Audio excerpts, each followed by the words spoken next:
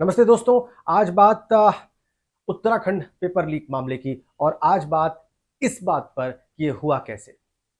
आज इस वीडियो में हम इस पर भी बात करेंगे कि क्या सरकारें और राजनीतिक दल नौजवानों से झूठ बोलते हैं सरकारी नौकरी देने के नाम पर।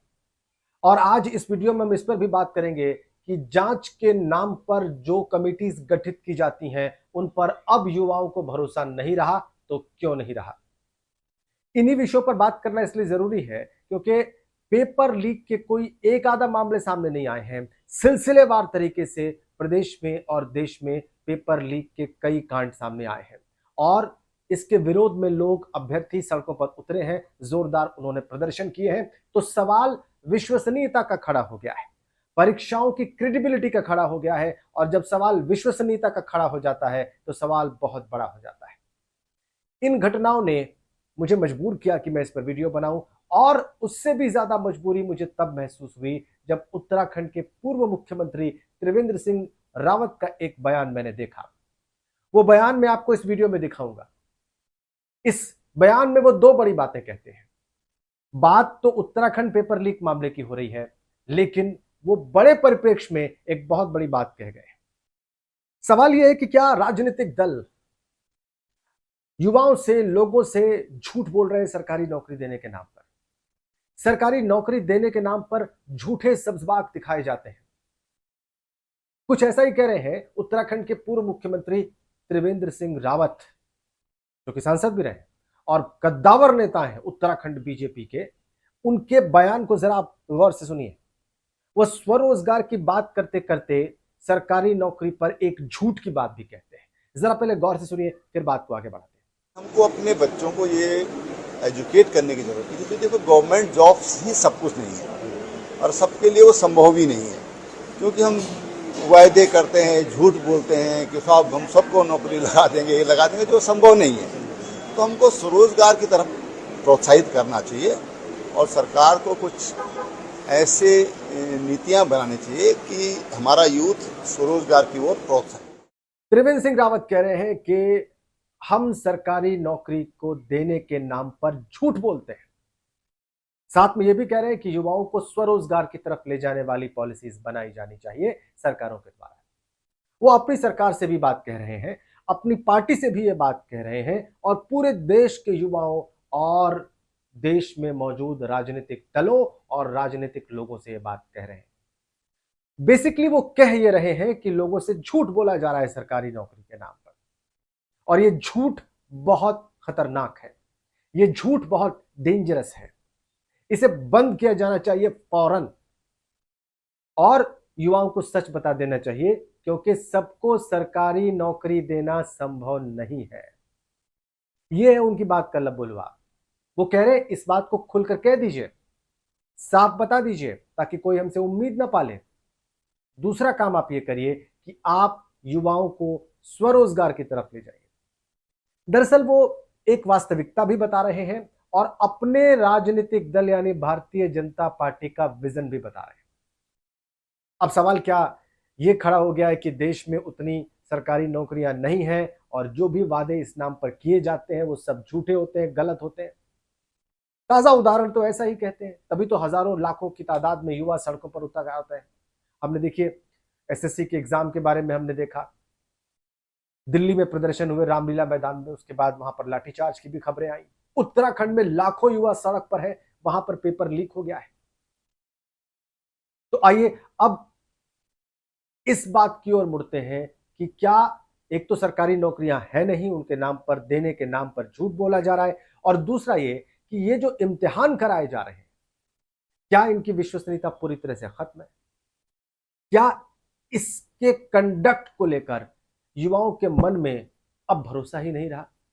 क्योंकि सिलसिलेवार तरीके से पेपर्स लीक हुए हैं। उत्तराखंड में तो ताजा ताजा हुआ है, इससे पहले दिल्ली में, पूरे देश के अलग अलग हिस्सों में बहुत सारे ऐसे कांड हो चुके हैं। नीट पेपर लीक कांड मामला, अभी एसएससी में आप देखिए प्रश्न पत्र को लेकर किस तरह से जबरदस्त प्रदर्शन हुए। तो बहुत सारी घटनाएं इस देश में हो चुकी है और इसीलिए उत्तराखंड के युवा को भरोसा नहीं है। आइए अब इस पर भी बात करते हैं। उत्तराखंड के पूर्व मुख्यमंत्री त्रिवेंद्र सिंह रावत कह रहे हैं कि उत्तराखंड के युवा जो सीबीआई जांच की मांग कर रहे हैं, उत्तराखंड स्टाफ सिलेक्शन कमीशन के पेपर लीक मामले में वो मांग सही है। सरकार को और उत्तराखंड के मुख्यमंत्री को उनकी मांग को स्वीकार कर लेना चाहिए। पहले आप उनका ये वक्तव्य देख लीजिए कि वो इस मांग को, सीबीआई जांच की मांग को स्वीकार करने की बात क्यों कह रहे हैं। जांच होती है तो कोई बुराई नहीं है। मुझे तो लगता है कि मुख्यमंत्री जी को इन सब बालकों को आश्वासन देना चाहिए कि हम सीबीआई जांच इसमें कराएंगे। मैं समझता हूं कि जब ये भावना, एक फीलिंग आज हर जगह जगह, हर जिलों में, मुख्य केंद्रों पर आज जिस तरह की युवाओं में गुस्सा है, मैं कहूँगा, या जिस तरह से वो आक्रोशित हैं, तो सीबीआई जांच कराने में कोई दिक्कत नहीं होना चाहिए। तो उत्तराखंड के पूर्व मुख्यमंत्री का बयान आपने सुन लिया। वो कह रहे हैं कि सीबीआई जांच की मांग लड़कों की सही है, जांच की बात होनी चाहिए, जांच की जानी चाहिए सीबीआई के द्वारा, ताकि दूध का दूध पानी का पानी हो सके। अब नेता प्रतिपक्ष लोकसभा में राहुल गांधी की बात सुनिए। वो कहते हैं युवा सड़कों पर है, नारा दे रहे हैं पेपर चोर गद्दी छोड़। उत्तराखंड के युवा नारा दे रहे हैं पेपर चोर गद्दी छोड़, और इसी बात को राहुल गांधी अपने बयान में कहते हैं। आगे कहते हैं, यह सिर्फ युवाओं की नौकरी की लड़ाई नहीं है, यह न्याय और लोकतंत्र की लड़ाई है। मैं हर छात्र और युवा के साथ न्याय की लड़ाई में मजबूती से खड़ा हूं। यह नेता प्रतिपक्ष राहुल गांधी का बयान है। इससे पहले बिहार में जो TRE 3 के सप्लीमेंट्री रिजल्ट को जारी करने की मांग कर रहे थे छात्र छात्राएं, उनका नारा मैंने आपको दिखाया था। उसमें वो कह रहे थे कि सीट चोर गद्दी छोड़। तो ये पॉपुलर होता जा रहा है, ये विरोध प्रदर्शन करने का एक नया मशहूर नारा हो चुका है। अब इसके कुछ और तथ्य समझ लीजिए जो उत्तराखंड पेपर लीक मामला सामने आया है। क्यों राहुल गांधी और त्रिवेंद्र सिंह रावत ऐसी बात कहने को मजबूर हैं, जबकि दो अलग अलग और विरोधी राजनीतिक विचारधारा से आते हैं। असल में मोबाइल अंदर ले जाने की बात हो रही है, और सवाल यह उठ रहा है कि मोबाइल सेंटर के भीतर, एग्जाम सेंटर के भीतर पहुंचा कैसे। ये अनसुलझा रहस्य है और इसी को सुलझाने की मांग कर रहे हैं युवा। अब आयोग ये कह रहा है कि परीक्षा केंद्र में जैमर लगे हुए, मतलब वहां से कोई कॉल या कोई चीज इंटरनेट के जरिए परीक्षा केंद्र के बाहर भेजी नहीं जा सकती। तो फिर ये तस्वीर गई कैसे, पेपर की फोटो खींचकर कैसे बाहर गया जब जैमर चालू नहीं थे? क्या जैमर्स को जानबूझकर कुछ लोगों ने कमजोर कर दिया? और अगर ऐसा है तब तो ये इंस्टीट्यूशनल, तब तो ये बड़े लेवल पर धांधली हुई है। इसका मतलब कि कुछ बड़े लोग इन्वॉल्व। तभी तो अगर जैमर के रहते पेपर्स के फोटो खींचकर बाहर भेजे गए और वो वायरल हो गए, लोगों तक पहुंच गए, तो इसका मतलब बहुत बड़ी धांधली है। अब यह भी कहा जा रहा है कि आरोपी खालिद के पास ही मोबाइल था या अन्य लोग भी मोबाइल फोन लेकर अंदर गए थे। यह भी बड़ी बात है। अब उत्तराखंड सरकार ने जो SIT बनाई है उसमें इन अभ्यर्थियों को भरोसा नहीं है। ये कह रहे हैं कि इस SIT का, यानी कि स्पेशल इन्वेस्टिगेशन टीम का रिकॉर्ड भरोसेमंद नहीं है। इनका यह कहना है कि 9 बड़े मामलों में से 8 में न तो दोषियों को कोई सजा हुई है और न SIT यानी कि स्पेशल इन्वेस्टिगेशन टीम की कोई जांच पूरी हो पाई है। ये सवाल बड़े हैं, ये सवाल विश्वसनीयता के हैं, ये सवाल भरोसे के हैं। और अगर किसी संस्था पर, किसी प्रोसेस पर सवाल खड़े होने लगे, उसकी विश्वसनीयता खतरे में पड़ जाए, बड़े पैमाने पर छात्र छात्राएं यानी कि युवा ये कहने लगे कि इस पर भरोसा नहीं किया जा सकता, तो यह संकट बहुत बड़ा है, यह संकट बहुत विशाल है।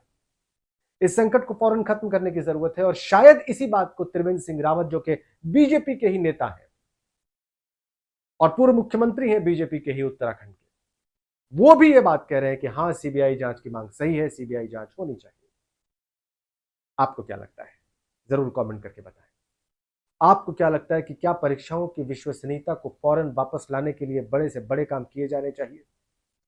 आपको क्या लगता है कि सरकारी नौकरी के नाम पर सरकारें और राजनीतिक दल झूठ बोल रहे हैं? अगर हां, तो आप कमेंट करके जरूर बताएं। अगर आपको इस वीडियो के कंटेंट से सहमति है तो आप इसे ज्यादा से ज्यादा शेयर करें, और मंच आपका है, इससे जरूर जुड़ें और लोगों को भी जोड़ें। Thank you so much.